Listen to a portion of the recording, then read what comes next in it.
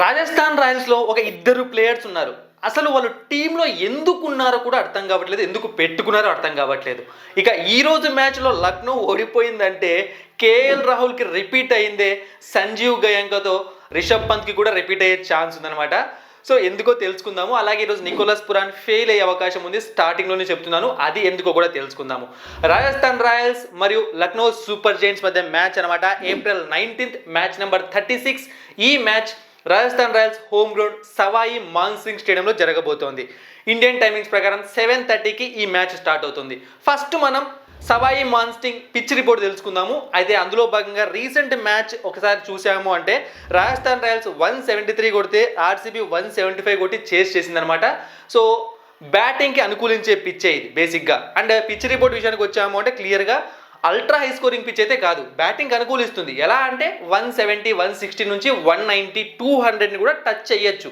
అలా అని చెప్పి 220, 230 ఇంపాసిబుల్ ఈ గ్రౌండ్లో. సో స్టార్టింగ్ కొద్దిసేపు మాత్రం అంటే స్టార్టింగ్ పవర్ ప్లే అయిపోయాక 8 ఓవర్స్ 9 ఓవర్స్ అప్పటి వరకు స్ట్రోక్ ప్లే అనేది బాగా ఉంటుంది అనమాట. బ్యాట్స్మెన్స్కి అది బాగా యూజ్ అవుతుంది. ఇక బౌలింగ్ విషయానికి వచ్చాము అంటే కొత్త బాల్ తీసుకుంటారు కదా, కొద్దిసేపు ఒక 3 ఓవర్స్ అంతే, ఎక్కువసేపు కాదు, 3 ఓవర్స్ మాత్రమే సి మూమెంట్ ఉంటుంది. సో అప్పుడు ఫాస్ట్ బౌలర్స్కి యూజ్ అవుతుంది. స్పిన్నర్స్ అన్న వాళ్ళు ఖచ్చితంగా గేమ్లోకి వచ్చి తీరుతారు, అందులో ఎటువంటి డౌట్ లేదు. బట్ ఆఫ్టర్ 10 to 12 ఓవర్స్ మాత్రమే వాళ్ళు గేమ్లోకి వస్తారు. అంతవరకు వాళ్ళ ప్రతాపం ఏమి కూడా ఈ గ్రౌండ్లో ఉండదు. ఇది డీటెయిల్డ్ పిచ్ రిపోర్ట్. ఇక డ్యూ ఉంటుందా అంటే ఖచ్చితంగా డ్యూ ఉంటుంది, కానీ మిగతా గ్రౌండ్స్లో ఉన్నట్టుగా ఎక్కువ ఉండదు, లైట్గా ఉంటుంది, కొంచెం మాత్రమే ఉంటుంది. ఆ డ్యూ వల్ల పెద్దగా వచ్చే ఇబ్బంది ఏమీ లేదు. బట్ రిస్క్ చేయకుండా కెప్టెన్స్ అయితే టాస్ గెలిచాక చేజింగ్ వైపు వెళ్తూ ఉంటారనమాట. సో టోటల్గా ఇక్కడ 59 మ్యాచెస్ జరిగితే అందులో బ్యాటింగ్ ఫస్ట్ చేసిన టీం 21 టైమ్స్ గెలిచిందనమాట. బ్యాటింగ్ సెకండ్ చేసిన టీం 38 టైమ్స్ గెలిచింది. ఇక యావరేజ్ ఫస్ట్ ఇన్నింగ్ స్కోర్ ఇక్కడ 160 to 190 వరకు ఉంటుంది. యావరేజ్ సెకండ్ ఇన్నింగ్ స్కోర్ ఇక్కడ 160 to 180 వరకు వస్తుంది. సో ఇక మనం రాజస్థాన్ రాయల్స్ మరియు Lucknow super Giants head to head fight చూసాము అంటే ఇప్పటివరకు 5 మ్యాచ్లు జరిగితే అందులో రాజస్థాన్ రాయల్స్ 4 మ్యాచ్లో గెలిస్తే లక్నో సూపర్ జైంట్స్ ఒక్క మ్యాచ్లో మాత్రమే గెలిచింది. ఇక బ్యాటింగ్ ఫస్ట్ చేసినప్పుడు రాజస్థాన్ రాయల్స్ 3 మ్యాచెస్లో గెలిచింది, లక్నో సూపర్ జైంట్స్ ఒక మ్యాచ్లో గెలిచింది. ఇక బ్యాటింగ్ సెకండ్ చేసినప్పుడు రాజస్థాన్ రాయల్స్ ఒక మ్యాచ్లో గెలిచింది, లక్నో గెలవలేదు. ఇక సవాయి మాన్సింగ్ స్టేడియంలో 2 సార్లు ఆడారు, ఒక్కసారి రాజస్థాన్ ఒక్కసారి ఎల్ఎస్జీ గెలిచాయి. Rajasthan Royals playing 11. సో ఇప్పుడు నేను కొన్ని విషయాలు చెప్తాను. టీంలో మహేష్ దీక్షణ ఎందుకున్నాడు అసలు అంటే వికెట్స్ తీయట్లేదు, ఫీల్డింగు చేయడు, బ్యాటింగు చేయడు, ఉపయోగం ఏంటి? బేసిక్గా తను ఒక బౌలర్ అంటారేమో, బౌలరే తీసుకుందాం. సో ఎందుకు ఉపయోగం? ఫీల్డింగ్ అయితే ఎంత వరస్ట్ ఫీల్డింగ్ చేస్తున్నాడు తెలుసా. అని ఇప్పుడు కాదు, ఎప్పటి నుంచో ఫీల్డింగ్ ప్రాబ్లం ఉంది మహేష్ దీక్షణలో, ఇంప్రూవ్ అవ్వాలి కదా, ఏమాత్రం చేయడం లేదు. అండ్ ఇంకొక player Riyan Parag. So last year performance అద్భుతం, అస్సలు పేరే పెట్టకూడదు అలాంటి పర్ఫార్మెన్స్. అన్ని సంవత్సరాలు రాజస్థాన్ రాయల్స్ సపోర్ట్ చేసినందుకు తన పర్ఫార్మెన్స్తో తను బదులిచ్చాడు.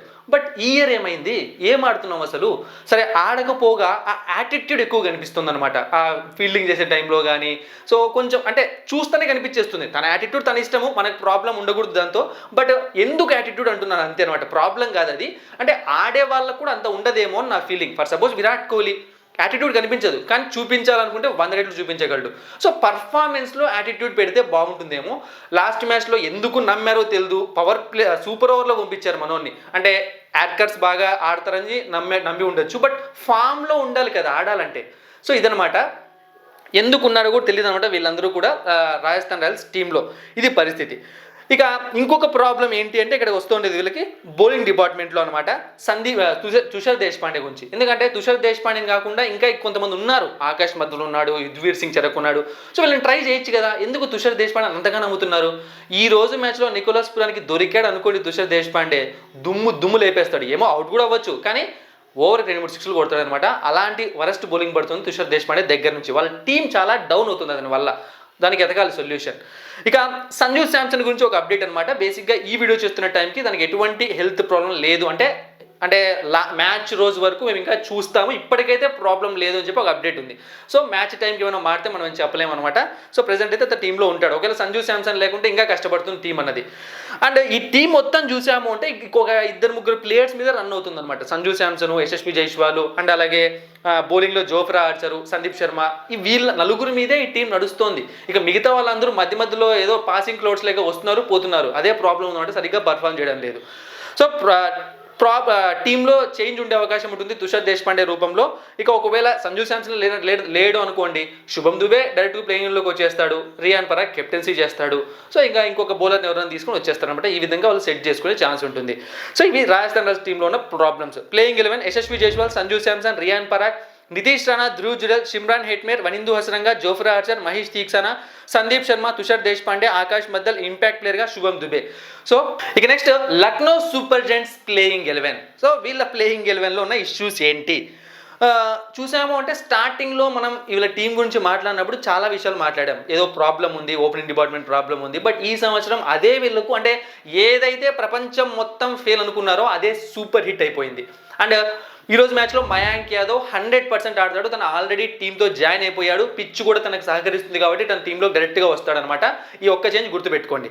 ఇక లాస్ట్ మ్యాచ్ రిషబ్ పంత్ ఆడాడు, అది టీంకి ప్లస్ అయింది. బట్ ఇక్కడ చూసుకున్నామంటే నికోలస్ పురాన్ పైన, మిచెల్ మార్ష్ పైన టీం 100% డిపెండ్ అవుతుంది. ఆ ఇద్దరు ఆడని మ్యాచ్లు వాళ్ళు ఓడిపోయారు. లాస్ట్ మ్యాచ్ చూసారంటే ఆ ఇద్దరు ఆడలేదు, ఓడిపోయారు. లేదా ఆ ఇద్దరు ఎవరొకరు ఆడుకున్నా సరే మ్యాచ్ కొంచెం కష్టంలోకి వెళ్తుంది. అంటే ఇద్దరిపైన పూర్తిగా డిపెండ్ అవుతుంది. తర్వాత వస్తున్న రిషబ్ పంత్ లాస్ట్ మ్యాచ్ ఆడాడు కానీ పెద్దగా ఫామ్లో లేడు. ఇక డేవిడ్ మిల్లర్ ఆడట్లేదు. సో ఈ ప్రాబ్లమ్స్ కనిపిస్తున్నాయి అనమాట. బేసిక్గా బౌలింగ్ విషయానికి వచ్చాము అంటే అసలు నేనైతే షాక్ అనమాట. ఇది కేవలం బౌలర్స్ యొక్క టాలెంట్, రిషబ్ పంత్ యొక్క కెప్టెన్సీని. అసలు మీరు కెప్టెన్సీని తక్కువ అంచనా వేయకండి. ఎందుకంటే వీళ్ళ బౌలింగ్ డిపార్ట్మెంట్ ఎంత వీక్ ఉందో అందరూ చాలా మంది అనుకున్నారు. మనం కూడా డిస్కస్ చేసాం. నిజంగా ఇప్పటికీ వీక్గానే కనిపిస్తుంది పేపర్ పైన. కానీ వాళ్ళతో కూడా ద బెస్ట్ అవుట్పుట్ తెచ్చుకుంటున్నాడు రిషబ్ పంత్. ముఖ్యంగా దిగ్వేష్ రతి వల్ల టీం చాలా ముందుకు వెళ్తుందన్నమాట. తన బౌలింగ్లో బ్యాట్స్మెన్స్ చాలా ఇబ్బంది పడుతున్నారు. సో ఈరోజు మ్యాచ్లో కూడా రాజస్థాన్ రాయల్స్ ప్లేయర్స్ కొంతమంది బాగా ఇబ్బంది పడే అవకాశం ఉంది. మరి ముఖ్యంగా సంజు శాంసన్ అనే పేరు ముందే చెప్పేస్తున్నాను. సో ఈ ఇష్యూస్ ఉన్నాయన్నమాట. శార్దుల్ ఠాకూర్ ఆ వైట్ బాల్స్ వేయడం తగ్గించుకోవాలి. చాలా ఘోరంగా ఉందన్నమాట పరిస్థితి. మరి లాస్ట్ ఓవర్లో అన్ని వైట్ బాల్స్ వేయడం వల్ల నువ్వు కంట్రోల్ చేసిందంతా స్టార్టింగ్లో ఉపయోగం లేకుండా పోతుంది అనమాట. సో ఎల్ఎస్జీ ప్లేయింగ్లో ఎలా ఉంటుంది? Aiden Markram, Mitchell Marsh, Nicholas Pooran, Ayush Badoni, Rishabh Pant, David Miller, Abdul Samad, Shardul Thakur, Avesh Khan, Mayank Yadav, Digvesh Rathi, impact ప్లేయర్గా రవి బిష్నాయ్. సో ఇప్పుడు ప్లేయర్ బ్యాటిల్ అండ్ ప్రిడిక్షన్కి వద్దాము. So Sanju Samson versus Avesh Khan 28 runs, ఒకసారి అవుట్ అయ్యాడు, స్ట్రైక్ రేట్ 107. ఇక ఇంకొక ఓపెనర్కి పెద్దగా ప్లేయర్ బ్యాట్లు ఏం లేదనమాట. ఖచ్చితంగా ఈరోజు మ్యాచ్లో జైస్వాల్ అద్భుతంగా ఆడే అవకాశం ఉంది. ఖచ్చితంగా పాత జైస్వాల్ని చూస్తారు. ఇంతకుముందు 75 ఒక match, last match half century కాకుండా ఇంకా బెస్ట్ బ్యాటింగ్ తన దగ్గర నుంచి వస్తుంది అనిపిస్తుంది అనమాట. గెస్ చేస్తున్నాను. ఇక నెక్స్ట్ సంజు ఈరోజు మ్యాచ్లో ఫెయిల్ అవ్వడానికి అవకాశాలు ఉన్నాయి. ఏదో ఆవేష్ ఖాన్ బౌలింగ్లో వికెట్ పడిందని చెప్పట్లేదు. సో ఇంకా ఛాన్సెస్ వేరే కూడా ఉన్నాయన్నమాట. కొన్ని ఏమంటారు కండిషన్స్, అందుకే అనమాట. ఇక next Nitish Rana versus Avesh Khan 29 runs, 2 times ఓడాడు, strike rate 126. So Nitish Rana కూడా పెద్ద ఫామ్లో కనిపించట్లేదు. ఒక మ్యాచ్ ఆడుతున్నాడు, ఒక మ్యాచ్ ఆడట్లేదు. బట్ తన స్ట్రోక్లే బాగుందనమాట. అయితే రియాన్ పరాగ్ ఈరోజు కూడా ఫెయిల్ అవుతాడు. ఎప్పుడైనా ఆడితే చెప్పమని కానీ ఫెయిల్ అయితే ఏముందని అంటారా? నో, ఖచ్చితంగా ఎక్స్పెక్ట్ చేస్తూ ఉంటారనమాట. హోమ్ గ్రౌండ్ అంటే రాజస్థాన్ హోమ్ గ్రౌండ్, ఆ పిచ్ సెట్ అవుతుంది రియాన్ పరాగ్ అని చెప్పి, కానీ ఫెయిల్ అవుతాడు. ఇక next Shimron Hetmyer versus Ravi Bishnoi 4 runs, ఒకసారి ఆడాడు, స్ట్రైక్ రేట్ 44. ఇంతే అనమాట. ఇక next Lucknow super Giants versus Rajasthan Royals bowlers. Aiden Markram versus Mahesh Theekshana, runs 68, outs 1, strike rate 147. So ఈరోజు మిచెల్ మార్ష్ లేదా ఏడెన్ మార్క్రమ్ ఇద్దరిలో ఒకరు మాత్రమే హిట్ అవుతారనమాట. త్వరగా వికెట్ పడే ఛాన్స్ ఉంది. మీకు తెలుసు గత కొంతకాలంగా ఇద్దరు మంచి స్టార్ట్స్ ఇస్తున్నారు. బట్ ఈరోజు ఒకరు మాత్రమే హిట్ అవుతారు. ఇక Pooran versus Jofra Archer, runs 39, 3 times out అయ్యాడు, strike rate 102. Pooran versus Sandeep Sharma, runs 33, 2 times out అయ్యాడు, స్ట్రైక్ రేట్ 143. ఇది మాత్రమే కాదు, ఇంకా కొంతమంది బౌలర్స్కి కూడా వికెట్స్ పడ్డాయి పురాన్ బ్యాటింగ్ అంటే అగైనెస్ట్ రాజస్థాన్ రాయల్స్ బౌలింగ్లో. ఖచ్చితంగా ఈరోజు పురాన్ 99% ఫెయిల్ అయ్యే అవకాశం ఉంది. అది రాజస్థాన్ రాయల్స్ అదృష్టం. ఫెయిల్ అయితే మాత్రం వాళ్ళ దురదృష్టం, మ్యాచ్ వాళ్ళ దగ్గర నుంచి చేజారిపోతుంది. అదో అందుకే చెప్పాను అనమాట, పురాన్ ఖచ్చితంగా ఫెయిల్ అవుతాడు ఈరోజు మ్యాచ్లో. ఇక David Miller versus Sandeep Sharma 13 runs, 2 times out అయ్యాడు, strike rate 118. David Miller versus Wanindu Hasaranga 25 runs, 2 times out అయ్యాడు, స్ట్రైక్ రేట్ 108. కానీ డేవిడ్ మిల్లర్ ఈరోజు ఒక మంచి ఇన్నింగ్స్ ఆడతాడు. ఈ 2025లో ఇంతవరకు రాలేదు. ఈరోజు ఒక మంచి గుర్తుండిపోయే ఇన్నింగ్స్ వస్తుంది ఫర్ లక్నో సూపర్ జెయింట్స్. ఇది పరిస్థితి. ఇంకొక చిన్న విషయం మిస్ చేశాను. మయాంక్ యాదవ్ ఫ్యాక్టర్ కూడా ఈరోజు మ్యాచ్లో చాలా పెద్ద రోల్ ప్లే చేస్తుంది. తన పేస్ని ఒకవేళ సరిగ్గా ఆడకుంటే రాజస్థాన్ రాయల్స్ వాళ్ళు 100-150కే పెవిలియన్లో కూర్చోవాల్సి ఉంటుంది. అయితే మనోడు ఇంజురీ తర్వాత వస్తున్నాడు కాబట్టి ఎలా వేస్తాడు ఏంటి అన్నది ఎవరికి తెలియదు అనమాట. సో అది ఒక సర్ప్రైజింగ్ ఎలిమెంట్, ఎక్స్ ఫ్యాక్టర్ అయ్యే అవకాశం ఉంది లక్నో సూపర్ జెయింట్స్ కు. సో మ్యాచ్ ఎవరు గెలుస్తారో చూసే ముందు రీసెంట్ మ్యాచెస్ ఒకసారి చూద్దాం. రాజస్థాన్ రాయల్స్ ఓడిపోయింది ఆర్సీబీతో, అండ్ అలాగే డీసీతో ఓడిపోయింది అనమాట సూపర్ ఓవర్లో. సో 2 మ్యాచ్లు బ్యాక్ టు బ్యాక్ వాళ్ళు ఓడిపోయారు. ఇక జీటీకి వచ్చాము, లక్నోకి వచ్చాము అంటే ఒక మ్యాచ్ గుజరాత్ పైన సూపర్గా గెలిచారు, ఇంకొక మ్యాచ్ సిఎస్కే చేతిలో ఓడిపోయారు. బేసిక్గా సిఎస్కే ఈ సంవత్సరం చాలా వీక్గా ఉంది, ఆ టీంతో వాళ్ళు ఓడిపోయారు. దానికి కారణం నికోలస్ పురాన్ ఫెయిల్ అవ్వడం, మిషెల్ మార్ష్ సరిగ్గా ఆడకపోవడం, గుర్తుపెట్టుకోండి. సో ఈరోజు మ్యాచ్లో ఎవరు గెలుస్తారు? సో ఆబ్వియస్లీ అనమాట ఈ మ్యాచ్ ఏ విధంగా చూసుకున్నా సరే లక్నోకి చాలా ఫేవర్గా కనిపిస్తుంది అనమాట. ఎందుకంటే వాళ్ళ బౌలింగ్లో కొన్ని దిగ్గజ్ రవి బిష్ణోయ్ లాంటి ప్లేయర్స్ ఇంపాక్ట్ చేసే అవకాశం ఉంది రాజస్థాన్ రాయల్స్ని. అయితే జోఫ్రా ఆర్చర్ లేకుంటే ఇంకా ఎవరైనా సరే ఒకవేళ నికోలస్ పురాన్ని అవుట్ చేయకుంటే ఈ మ్యాచ్ ఖచ్చితంగా, అంటే ఎవరు ఆడినా సరే, ఆడకపోయినా మిచెల్ మార్ష్ కూడా పట్టించుకోవట్లేదు, ఆడితే ఖచ్చితంగా నికోలస్ పురాన్ ఆడాడు అనుకోండి లక్నో గెలుస్తుంది. అతని వికెట్ పడిందా ఖచ్చితంగా రాజస్థాన్ రాయల్స్ గెలుస్తుంది. బట్ నన్ను అడిగితే మాత్రం కొంచెం ఫేవర్ రాజస్థాన్ రాయల్స్కి ఇస్తున్నాను. సో మీకు షాకింగ్గా ఉండొచ్చు, but I'm going with Rajasthan Royals. కొంచెం ఫేవర్ ఇస్తున్నాను, ఎంత అంటే ఒక 5% మాత్రమే. సో 55-45 అనమాట. రాజస్థాన్ రాయల్స్కి 55, లక్నో సూపర్ జైంట్స్కి 45. ఎందుకంటే ఇక్కడ ఇంపాక్ట్ చేసే సిచ్యువేషన్స్ కొన్ని కనిపిస్తున్నాయి రాజస్థాన్ రాయల్స్లో, బట్ ఇక్కడ కూడా వీళ్ళు కూడా ఆడాలన్నమాట. చూద్దాం ఏం జరుగుతుందో. Thank you for watching and supporting మీ. మరిన్ని ఇంట్రెస్టింగ్ వీడియోస్ కోసం సబ్స్క్రైబ్ చేయడం మర్చిపోకండి.